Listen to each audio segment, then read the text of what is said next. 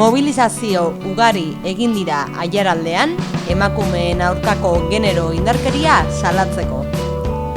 Artziniagakoa izan da lehenbiziko elkarretaratzea, hain zuzen, ordu batean bildu dira herriko frontoian.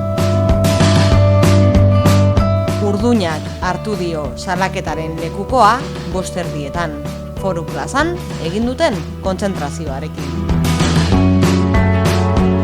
Arespalditzan berriz, 6:00 jarri dute hitzordua ferialean, eta igande goizean egindako ekimenak hartu du oihartzuna.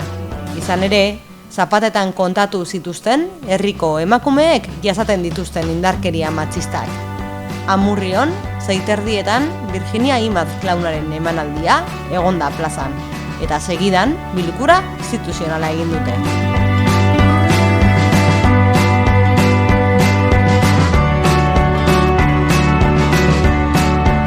Horren ostean, abiatu da Hotzemeakek deitutako manifestazioa.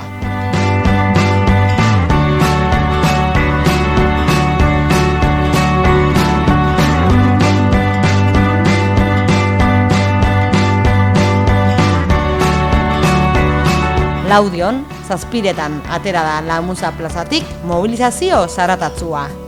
Bidean zehar, Amagoia Elezkano indarkeria matxistak eraildako oroskoarra omendu dute.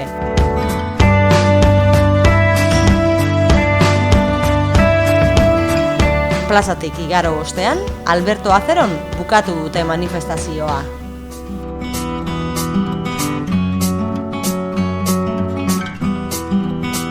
Okondon, Oroskon eta Aretan ere egin dituzte elkarretaratzeak.